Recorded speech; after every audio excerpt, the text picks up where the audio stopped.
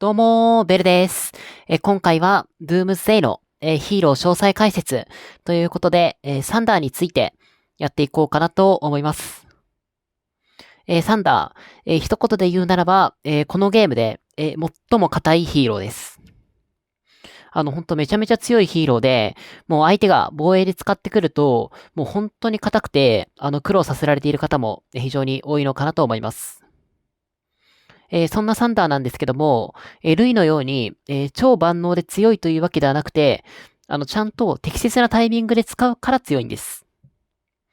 逆に、使うべきではないタイミングだったり、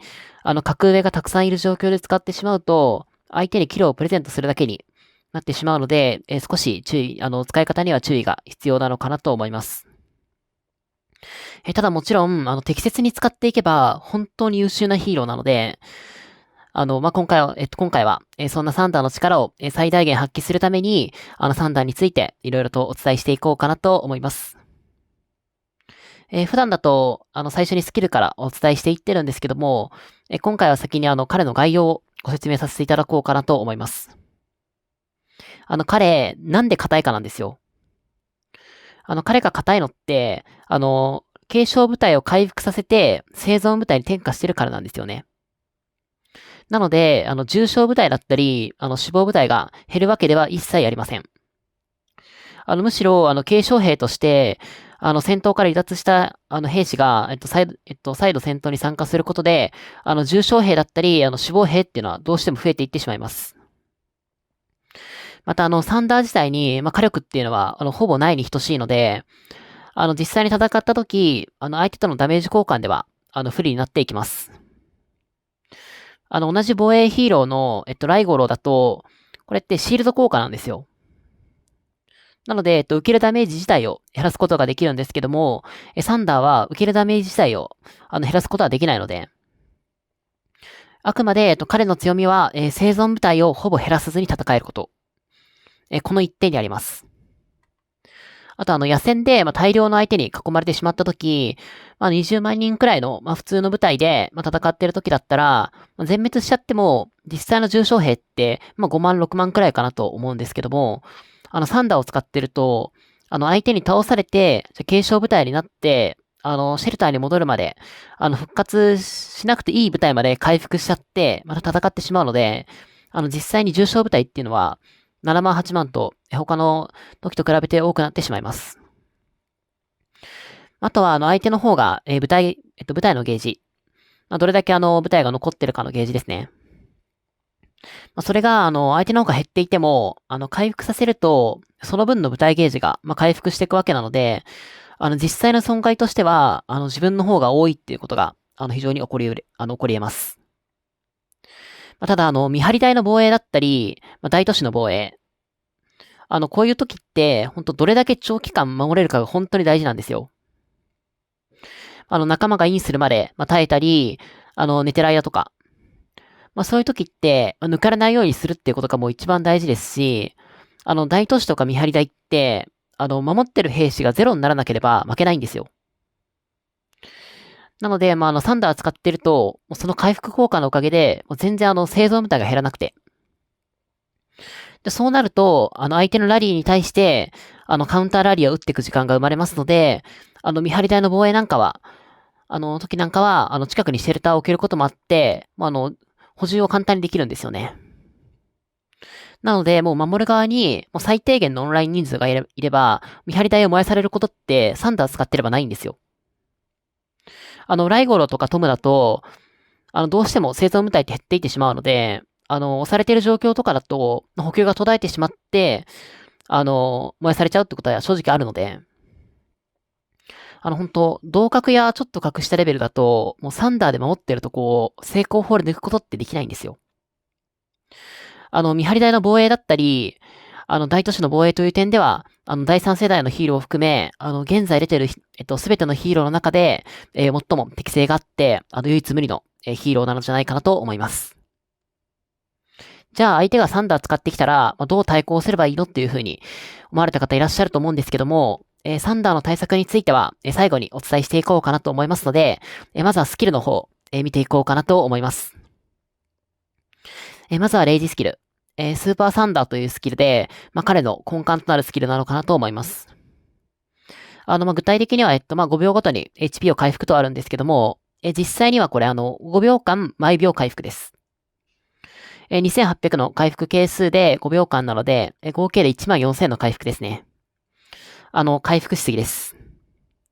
トムとかだと、少し回復効果を持ってるんですけど、それでも4800とかなので、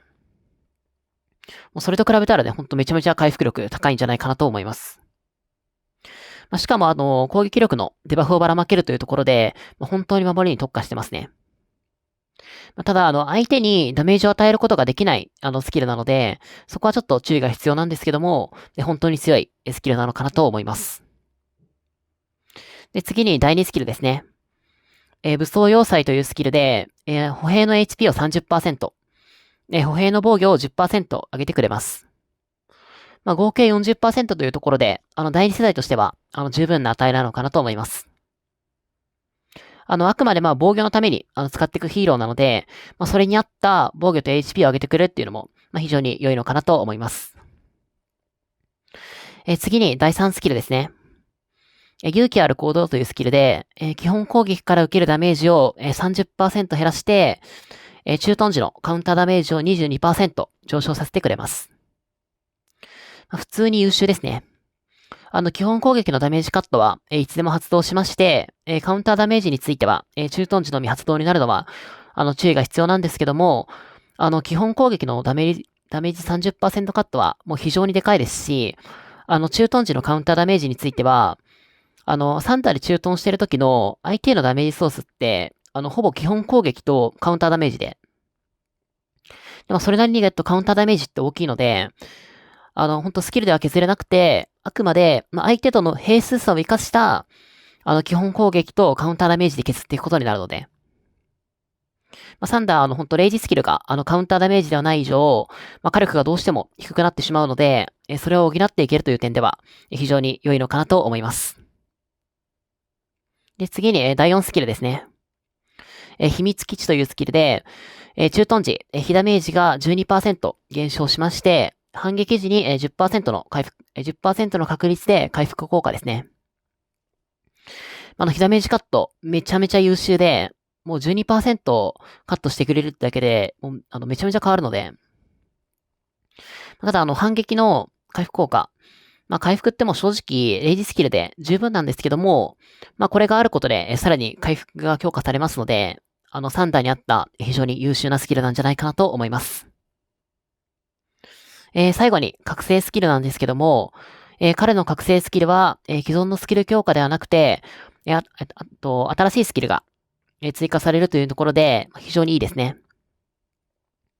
どんなスキルが、追加されるかと言いますと、ロールモデルというスキルで、スキル使用後2秒間、周囲3つの部隊ダメージが 15% 上昇します。自分自身には効果が乗らないんですけども、結構この効果は大きいんじゃないかなと思います。野戦で集団戦している時だったり、サンダーで、見張り台とか大都市を守っている時に、じゃあ相手のラリーに対して、カウンターラリーを打ってる場合なんかは、しっかり味方のラリーの火力を上げてくれるので、非常に役立ってくれるスキルなのかなと思います。では、かけらの入手方法なんですけども、トップ司令官から入手することができまして、トップ司令官開催中の伝説のハンターでも入手することができます。こちらのランキング報酬ですね。で、次にスキル振りの優先順位の方を見ていこうかなと思うんですけども、戦略のここですね。ただ、ここちょっと考えなきゃいけないことがいろいろありまして、運営さんのおすすめ通り、1スキルは最優先。これは変わんないかなと思います。ただ、2、3、4。これって結構悩みどころなんですよ。2はもう野戦も中東もどっちも強くて、3は中東寄りだけど、野戦でも少し効果ある。で、4は、ほぼ中東のみなんですけども、十分強いスキルというところで。で、考えるべきは、野戦で使うか、中東で使うかどうかなんですよね。ただ、サンダーって、ぶっちゃけ野戦だとそんな使わないんですよ。まあ、使ってもいいんですけど、野戦だと、重傷兵が多く出てしまうっていうこと自体が良くないので、あとすみません、野戦で、防衛向きで使うんだったら、ライゴロの方が、そもそも、シールド効果でダメージを受けなくて済むので、そっちの方がいい場合っていうのが全然あるんですよね。で、まあ、覚醒させれば、味方にダメージバフ、ばらまいていけるので、そこは非常にいいんですけども、ただまあ、覚醒してないと、まあ、そんなにで。もともとめちゃめちゃ強い人で、まあ、そもそもまあ、ダメージディール合戦、負けないとかだと、まあ、重傷兵大量に出してでも、部隊が生き残っていること自体に、十二分の価値があるので、非常にいいと思うんですけども、どうしても、まあ、レイジスキルが、ダメージスキルではない以上、強い人じゃないと、まあ、ダメージ有利を取っていくことって、まあ、かなり厳しくて。まあ、そこを考えると、まあ、あまり野戦で、採用するべきではないのかなと思ってます。ただ、ランカークラスのサンダーはもう不死身状態で、もう十分に、もう十分に、脅威になりますので、使う場合は、1、2、3、4の順番で、スキルを上げていくのがいいんじゃないかなと思います。ただ、中トン優先で考えていくなら、なんですけども、まあ、1スキルの後に、相手に与えるダメージを優先するのであれば、3、4、2の10番。まあ、3、2、4でもいいですね。ただ、受けるダメージを減らすことを考えるなら、4、2、3。この順番かなと思います。これ以上ダメージカットとか、まあ、回復が必要ないから、まあ、それよりも、サンダーに足りない、まあ、相手に与えるダメージを、まあ、3スキルの、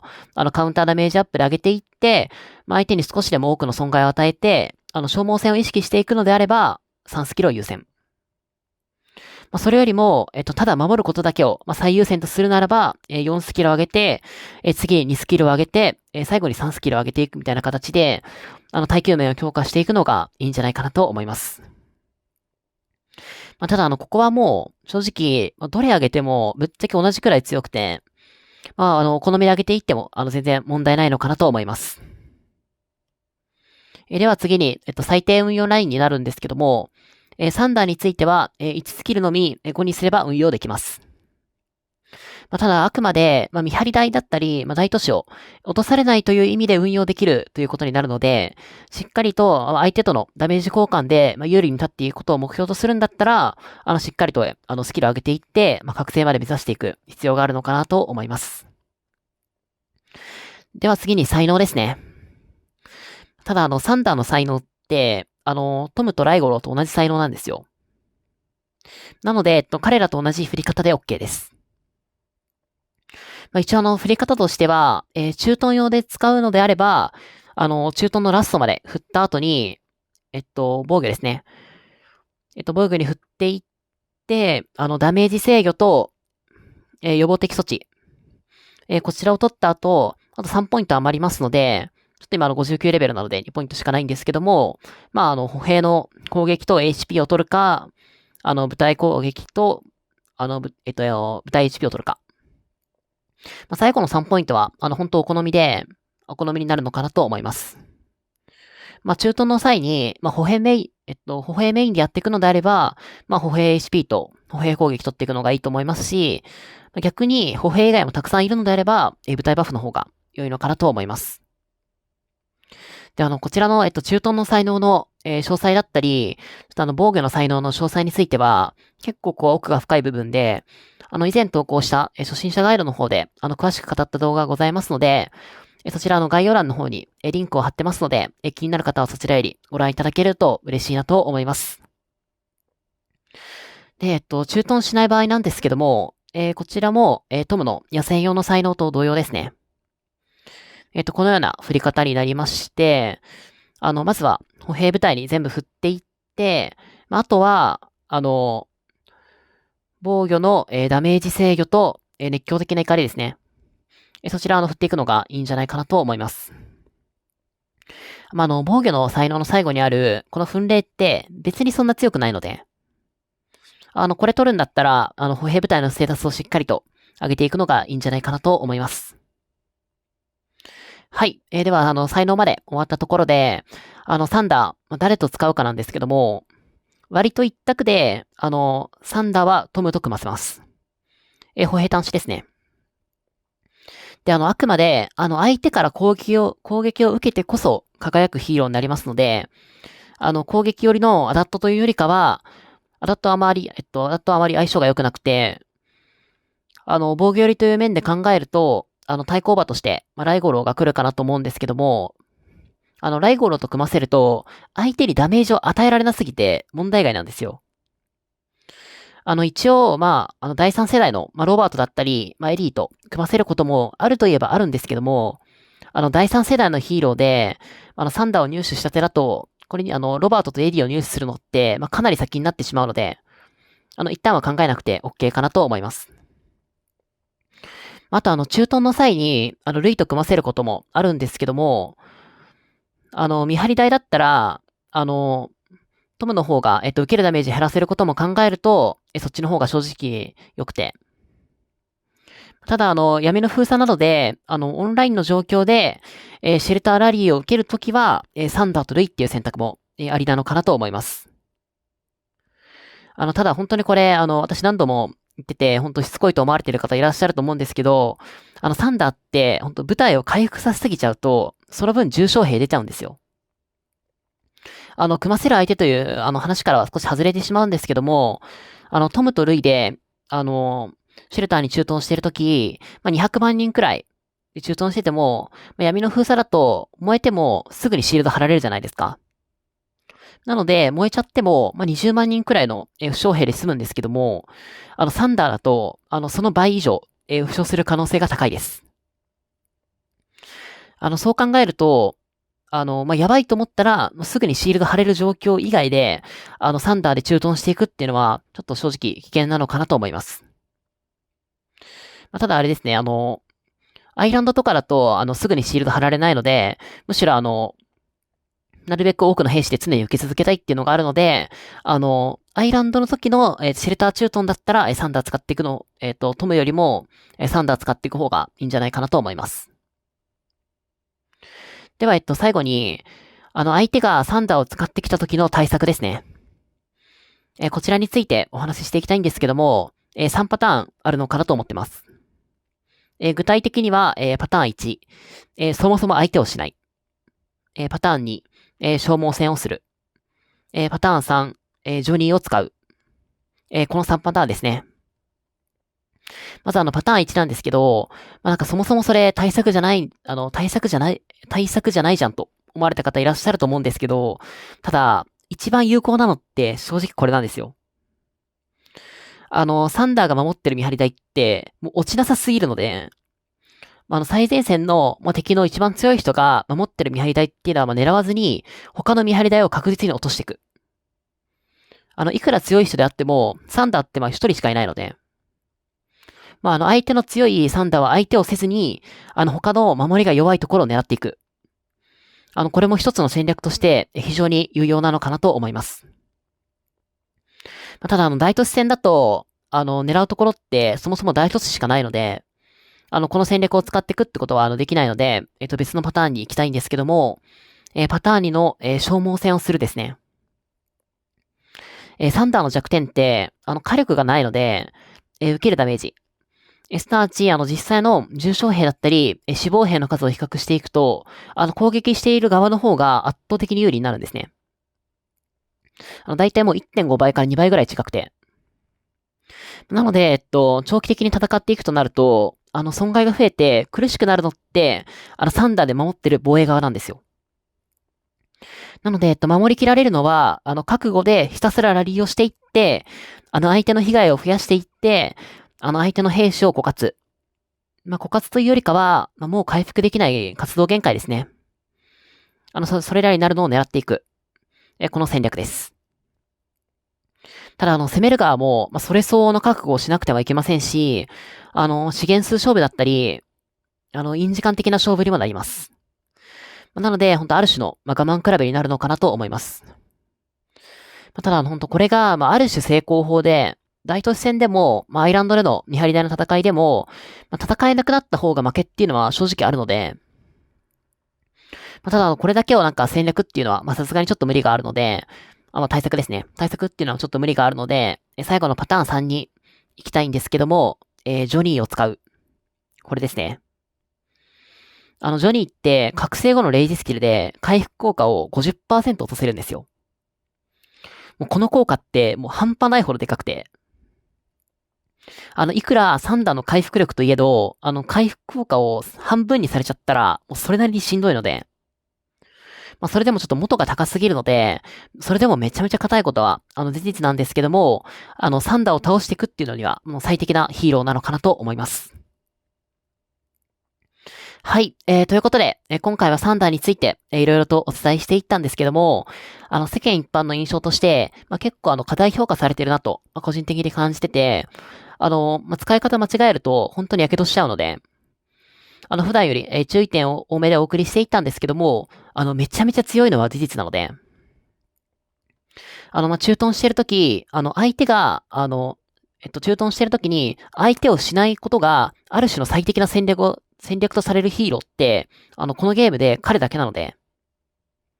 あとはサンダーには、ジョニーっていう明確なアンチヒーロー、すなわち明確にサンダーを倒すためのヒーローっていうのがいるんですけども、このアンチヒーローって、それだけ強いからこそアンチヒーローがいるわけで、で、この明確なアンチヒーローがいるのって、ルイだけなんですよ、他に。ルイのアンチヒーローって、第3世代のエレナになるんですけども、サンダーとルイ以外だと、この明確なアンチヒーローがいるヒーローっていうのはいないので、それだけサンダーの強さは認められているということなのかなと思います。本当硬さという面では、めちゃめちゃ強いヒーローがたくさんいる、第3世代含めても最強で、駐屯役として、今後長く使われていくと思いますので、非常に、育成の優先度としては高くて、お勧めできるのかなと思います。では今回の動画はこの辺りで、動画の方、締めたいなと思います。最後までご視聴いただきありがとうございました。チャンネル登録していただけるとめちゃめちゃ嬉しいので、ぜひよろしくお願いいたしますというところで、バイバーイ。